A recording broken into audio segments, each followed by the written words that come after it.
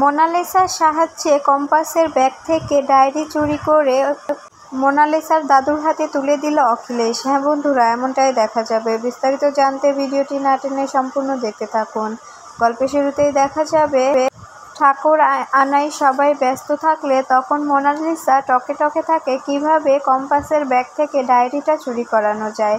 এরপরে দেখা যায় কম্পাস ব্যাগটা কাঁধেই রাখে, কোনোভাবে ব্যাগটা সরাতে চায় না। এরপরে বিহান এসে কম্পাসকে বলতে থাকে, কি হয়েছে কম্পাস, তুমি তো দেখছি বন্ধুদের নিয়ে অনেক অনেক বাড়াবাড়ি করে ফেলছো। আর তোমার বন্ধুরা কি রাতে এখানেই থাকবে? তোমার ওই যে ছেলে বন্ধু অভিক, ও কি তোমার রুমেই থাকবে নাকি বাড়িতে ফিরে যাবে? তখন কম্পাস বলতে থাকে, আমার বন্ধুদের নিয়ে আপনাকে ভাবতে হবে না। আপনি ভাবুন যে আপনার বন্ধু কোথায় থাকবে, আপনার বন্ধুকে থাকার জায়গাটা কোথায় দিবেন। আমার বন্ধুরা সবাই যে যার বাড়িতেই ফিরে যাবে।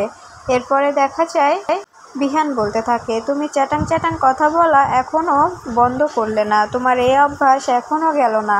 এদিকে দেখা যায় মোনালিসা বিহানের বোনকে বলতে থাকে, যেভাবে হোক আমাকে একটা কাজ করে দিতে হবে তোর, কিন্তু কথাটা যেন কেউ না জানে। তখন দেখা যায় বিহানের বোন বলতে থাকে, কেন, কি কথা বলো, তুমি যে আমাকে দিয়ে এত কাজ করাও, কখনো কি দেখেছো কাউকে বলতে? তখন দেখা যায় অখিলেশ কম্পাসকে বলতে থাকে, কি সারাক্ষণ একটা লাইটওয়ালা ব্যাগ নিয়ে ঘুরে বেড়াচ্ছ আর বন্ধুদের সঙ্গে আড্ডা দিচ্ছ?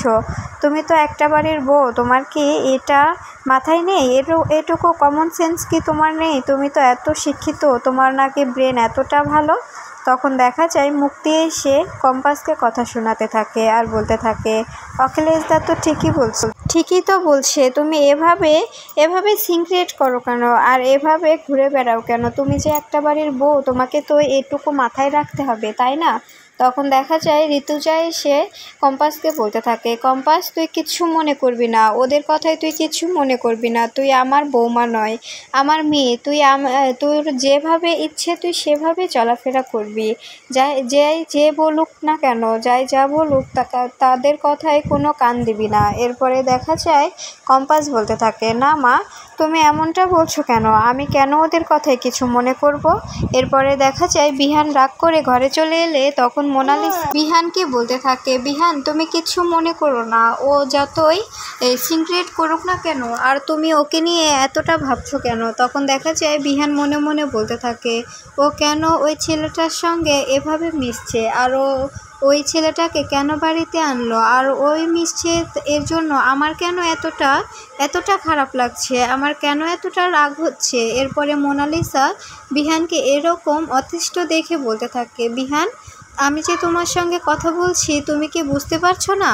তুমি আমার কথার দিকে একটু মন দিচ্ছ না, তুমি দেখছি শুধু অন্যমনস্ক হয়ে আছো। তুমি কি ভাবছো বলো তো? তখন দেখা যায় বিহান মোনালিসাকে বলতে থাকে, একটু চুপ থাকলে ভালো হতো, এত কথা বলছো কেন? আমাকে একা ছেড়ে দাও প্লিজ, আমি একা থাকতে চাই। এরপরে দেখা যায় এইদিকে কম্পাস ব্যাগটা থুয়ে বিছানায় শুয়ে পড়ে। এরপরে এই সুযোগে মোনালিসা ও বিহানের বোন এসে কম্পাসের ব্যাগটা হাতাতে শুরু করে। এরপরে কম্পাসের ব্যাগ থেকে ডায়েরিটা বের করে নিয়ে গিয়ে অখিলেশের হাতে তুলে দেয়। এরপরে অখিলেশ খুশি হয়ে মোনাকে বলতে থাকে, তুমি টেনশন করো না, বিহানের বউ হিসেবে আমি তোমাকেই নিয়ে আসবো, তুমি কিচ্ছু ভেবো না মোনালিসা। এরপরে অখিলেশ ডায়েরিটা নিয়ে গিয়ে মোনালিসার দাদুকে দিয়ে বলে, এই কাজটা একমাত্র আপনার নাতনিকে দিয়েই করানো হয়েছে, আপনার নাতনি এমন এই কাজটা করেছে।